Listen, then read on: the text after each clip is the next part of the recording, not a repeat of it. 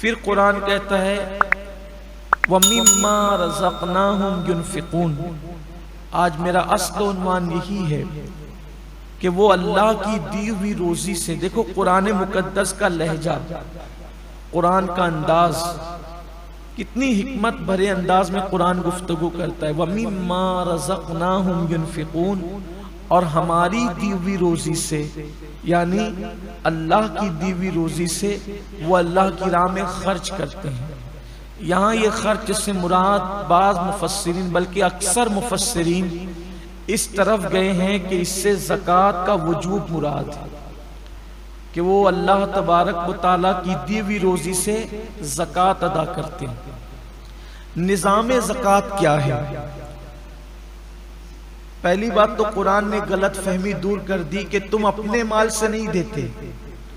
مال تو تمہارا ہے بھی نہیں، تم خود تمہارے نہیں ہو، ہماری دی ہوئی روزی سے جو ہم نے دیا ہے۔ اسلام میں جب شروع دن تھے، شروع ایام تھے، بڑی سختی تھی۔ دیکھیے حیرت بھی ہوتی اس پر، خوشگوار حیرت ہوتی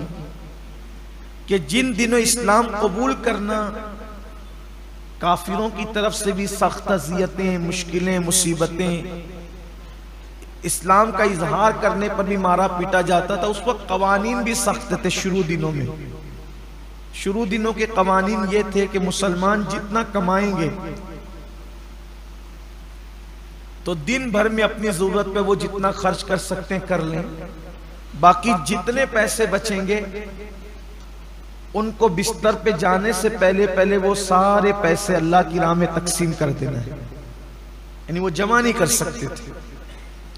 اسی لیے جو شروع دن کے مسلمان ہیں ان کی بڑی اہمیت ہے، سابقون الاولون، ان کا ثواب بھی سب سے الگ ہے، بلکہ اور صحابہ بھی ثواب میں ان کے برابر نہیں ہے۔ جو بعد میں آئے وہ بھی صحابی ہے، جنہوں نے شروع میں کلمہ پڑھا وہ بھی صحابی ہے، جو فتح مکہ کے بعد آئے وہ بھی صحابی ہے، دونوں قابل احترام ہیں۔ لیکن یہ جو سابقون الاولون ہیں ان کا مٹھی بھر جو خیرات کرنا اور فتح مکہ کے بعد آنے والوں کا احد پہاڑ کے برابر سونا خیرات کرنا، دونوں برابر نہیں۔ اب آپ سوچ سکتے ہیں، ہے دونوں صحابی، ہے دونوں صحابی۔ اصل میں یہ حدیث جو آئی ہے نا کہ میرے صحابی کا مٹھی بھر جو خیرات کرنا اور تمہارا احد پہاڑ کے برابر سونا خیرات کرنا دونوں برابر، ہوا یہ تھا کہ ایک صاحب نے جو فتح مکہ کے بعد ایمان لائے تھے، انہوں نے کسی پہلے ایمان لانے والے صحابی کو کچھ کہہ دیا تھا، ان کا دل دکھ گیا تھا، تو اس پر یہ حدیث اللہ کے رسول علیہ السلام نے بیان فرمائی۔ یعنی صحابہ میں بھی درجے ہیں، ہمارے لیے تو وہ صحابی بھی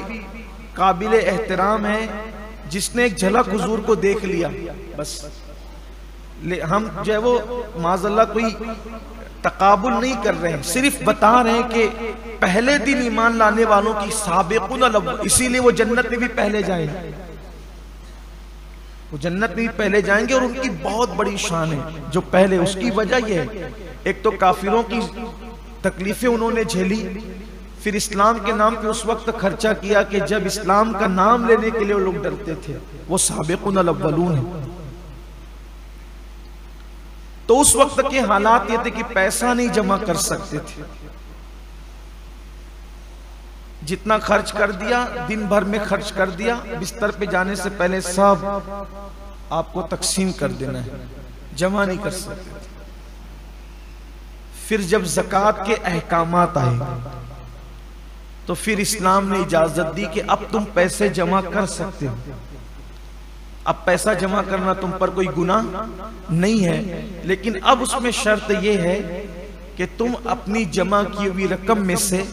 2.5% اللہ کی راہ میں سال میں 1 مرتبہ دیا کرو۔ پھر اس کے مصارف بتائے گئے کہ یہ ان راستوں میں کم و بیش 7 طبقے قرآن مقدس نے بیان فرمائے ہیں کہ ان راستوں میں تمہیں خرچ کرنا ہے، جن میں سے بہت سارے طبقات ہیں جو ہندوستان میں پائے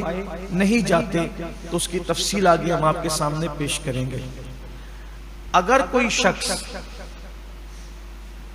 نماز کی پابندی کرتا ہے، لیکن سال میں ایک مرتبہ 2.5% زکوٰۃ ادا نہیں کرتا تو اللہ کے رسول صلی اللہ علیہ وآلہ وسلم فرماتے ہیں اللہ اس کی نمازیں بھی قبول نہیں فرماتا۔